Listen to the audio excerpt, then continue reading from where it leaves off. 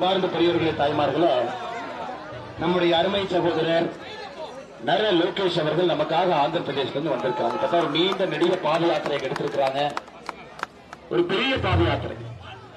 ஆந்திராவில் ஒரு புரட்சிகரமான யாத்திரையை நடத்தி மறுபடியும் சந்திரபாபு நாயுடு அவர்கள் ஆந்திராவினுடைய முதலமைச்சராக வர வேண்டும் என்பதற்காக ஒரு பெரிய எழுச்சி மிகுந்த தலையை இங்கு ஏற்படுத்தி இருக்கின்றார்.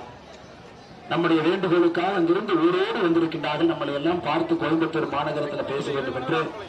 அதனால் நர லோகேஷ் அவர்களுக்கு உங்கள் சார்பாக என்னுடைய நெஞ்சார்ந்த நன்றிகளையும் வணக்கத்தையும் தெரிவித்துக் கொள்கின்றேன்.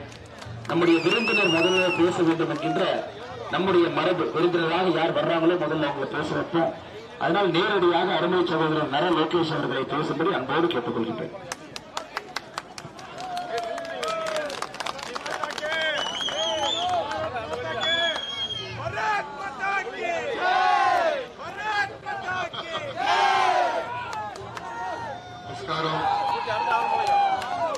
எல்லாருக்கும் வணக்கம்.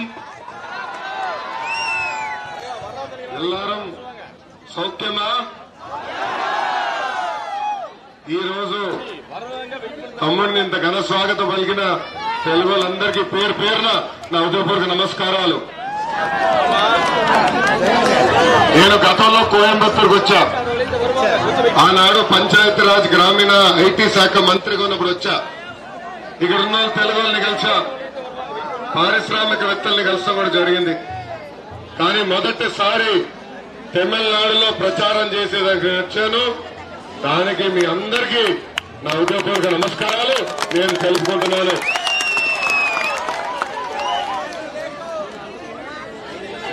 నేను ఇక్కడ ఎందుకు వచ్చానో చాలా స్పష్టంగా చెప్పే ముందర మిమ్మల్ని ఒక ప్రశ్న అడగాలనుకుంటున్నా. ఈ రోజు మీరందరూ ఒక ఉద్యోగం చేస్తున్నారు. ఆ ఉద్యోగానికి రాజీనామా చేసి ప్రజాసేవకు వస్తారా? అలాంటిది ప్రభుత్వ ఉద్యోగం వ్యక్తి, ఒక ఐఏఎస్, ఒక ఐపీఎస్ గా పనిచేసిన వ్యక్తి రాజీనామా చేసి ప్రజల సేవకు వస్తారా అని అడుగుతున్నా. అలాంటిది మన తమ్ముడు అన్నమలై గారు అతి చిన్న వయసులో ఐపీఎస్ ఆఫీసర్ అయ్యారు.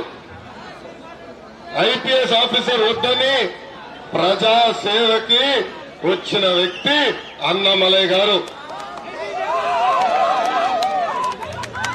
కర్ణాటకలో ఆయన Singam IPS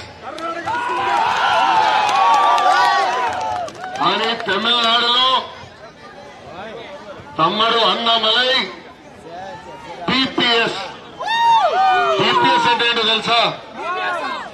Tamil people service. తమిళ ప్రజలకి సేవ చేసేదానికి వచ్చిన వ్యక్తి. తమిళ ప్రజలంటే నాకు చాలా గౌరవం. మీకున్న పట్టుదల, సంస్కృతిని కాపాడుకునేదానికి ఉన్న పట్టుదలకి నాకు చాలా గౌరవం. మీరు మీ భాష సంస్కృతి కాపాడేదానికి ఆర్నిసలు మీరు పోరాడతారు.